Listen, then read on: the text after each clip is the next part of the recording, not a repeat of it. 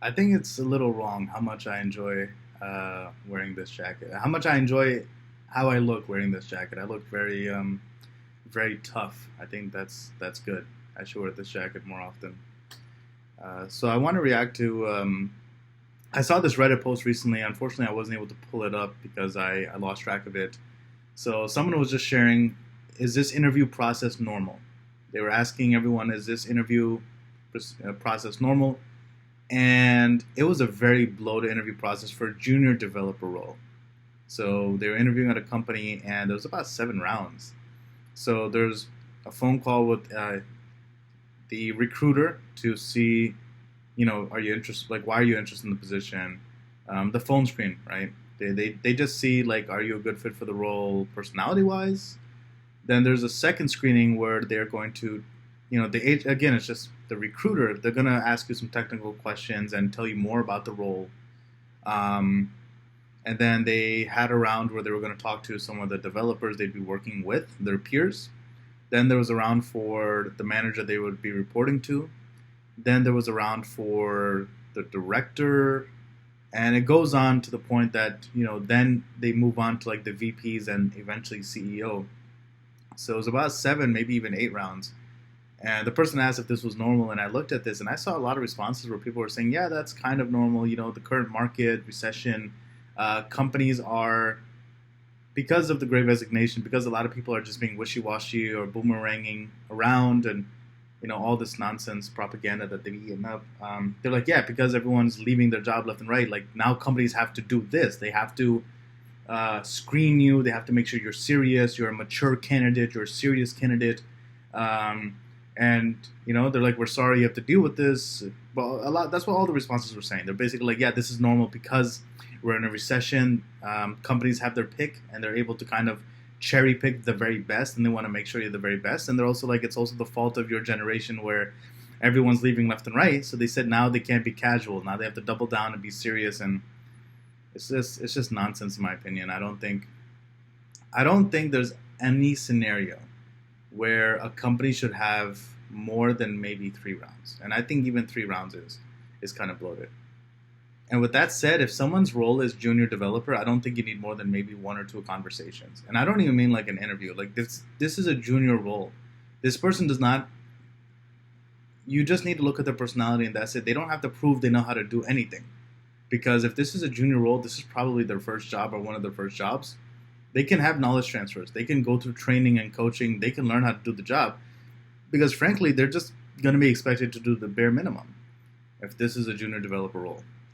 So I looked at this, and I saw a lot of responses that were just nonsensical and normalizing this, and I'm like, though, this is worth sharing my opinion on, that this doesn't make sense. I've had companies that have had one conversation with me, and they've said, okay, we would like to work with you. Most companies do more than 2 to 3 conversations, with 4, maybe 5 being the max. And even then, those have been enterprises where they're just very cautious historically, and they might be in markets where I haven't really worked in, like the Midwest, for example, right? There's enterprises in Chicago and Minneapolis and Indianapolis, and Detroit, Madison, Huntsville, Alabama, and so on. So Kansas City, can't forget Kansas City. But yeah, there's cities out there where I might not have a reputation, or they might not know me. They've only heard about me peripherally, maybe briefly, or I pursued them.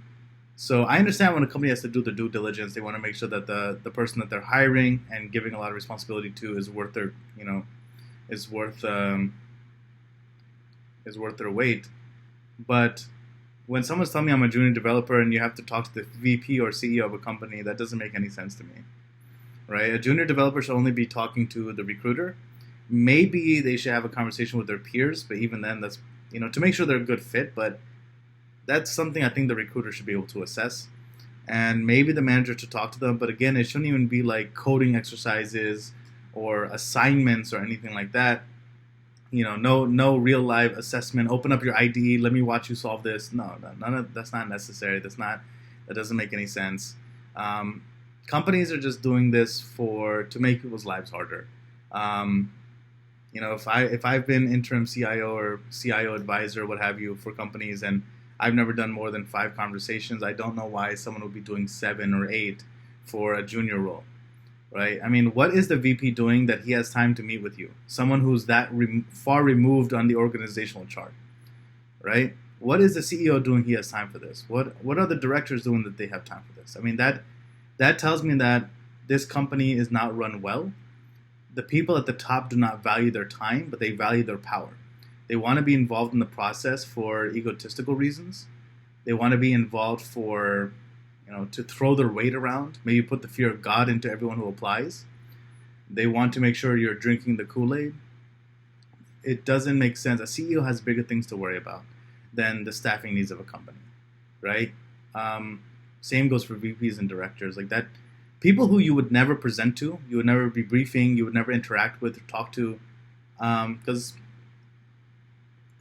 that just doesn't make any sense. I mean, that tells me they don't value their time because they're not spending it wisely. They're spending it talking to, because you're not the only person being considered. I'm sure they're interviewing other junior developers. So, I mean, does that mean that for every single person, every week they must be interviewing a few people? So does that mean they're just taking a few hours off every week just to screen these people, talk to them, deal with them? A company with a bloated process like that, I mean, I think they're antiquated. I think they're following old legacy practices that have no place in the new world, that have no place in the current standards that the market has set. I know governmental opportunities are different. I have had, multiple rounds, sometimes 5+ rounds with government for roles that were a lot lower down the food chain, like not even maybe middle management. But I understood that in government it's a lot different. I understand that there's a lot of security concerns, there's privacy concerns, there's ethical concerns. They have to look about their public image. They want to make sure the person they bring in doesn't embarrass them, is able to do the job and deliver, because sometimes it's hard to remove a governmental employee. So government kind of gets a pass. Not to say that they should continue doing this. I mean, hopefully they can become more streamlined, at least, especially at the federal level. But I at least get it. It kind of makes sense, especially because government is just very, very large. So, they don't want to have a bad seat anywhere, because it can sometimes, if they don't do their due diligence, it sometimes takes a while for it to be discovered that, you have someone who's not pulling their weight, or they're not delivering the way they promised. And that does happen. That does happen where you have a large company, someone slips in, they get through all the interviews, they don't do their job, and things don't get caught just because of the sheer size.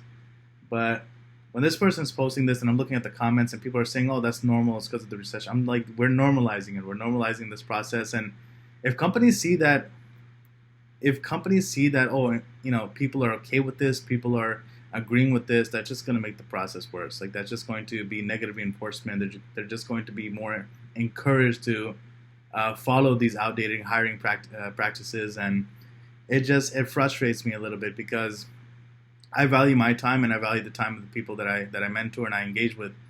And when they tell me, yeah, I'm interviewing at this like oil and gas company and this is the 3rd round in like 2 months, I'm just like, where is the finish line for you? And I don't like hearing these stories where they tell me they've made it to the 3rd round and then they get ghosted, or they made it to the 4th round and then they never heard back. It's like, no, companies should have faster, more expedited processes, and they should also handle them a lot better. Nobody should be getting ghosted after the 2nd or 3rd conversation. Like, at that point, you should know if you're serious or not, and you should be able to give some feedback. And there's very, very few. There's no opportunity, or there's no explanation for why a CEO would be talking to a junior developer. And even then, I don't know why a VP and a C-level and a director and all these people at every single level in the company are interested in every single person who gets hired. Because if you're interviewing the junior person, that tells me that basically everyone who gets hired has to go through this. So if someone gets hired in human resources, does that mean they also have to meet the CEO? If someone gets hired in sales, are they also meeting the CEO? Like, does everyone have to go to the CEO? Because if so, when is the CEO leading the company? When is he getting things done?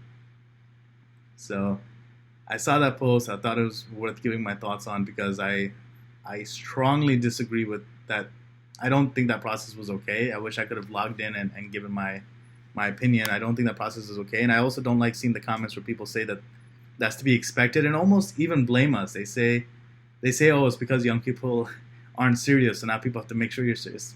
No, that's at the end of the day, it's just equal exchange, right? You give your time and your expertise to a company in exchange for money.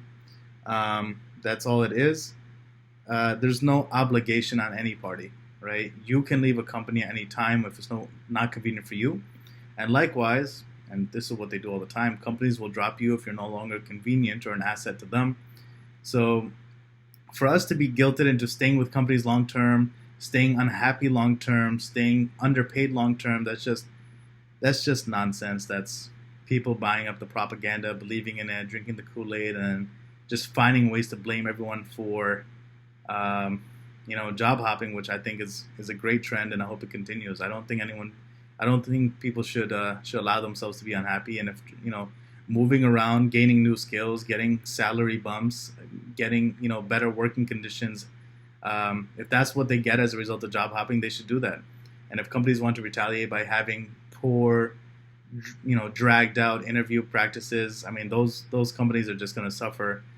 Because I can't imagine the people who are desperate enough to go through that entire process are the best of the best. Not to insult them, but I think anyone who is willing to go through 7 or 8 rounds with a company probably does not have options. And I don't want to make a generalization, but I think companies that have these drawn out, they're basically going to drive away all the competent, qualified, people who are reliable and who have the education experience necessary to do well. And the only people they're going to get are the ones who are desperate, who are in need of this opportunity in particular. So not only is it just an antiquated, unnecessary, annoying process, it's actually going to hurt them in the short term and long term, because I imagine the intellectual capital that they're going to accrue is not going to be great for them. I imagine the skill sets that they're going to acquire probably won't be cherry picked. So hopefully this is something that disappears in the next couple of years. I think just 1 or 2 conversations should be enough, possibly 3. I know development in particular is a little bit specific. I mean, there's very particular skills that comes along with being a programmer, being an engineer. But even then, there's no scenario where a junior developer should be talking to a CEO, and there's no scenario where anyone should be talking to a company for 8 rounds. That's just pure nonsense.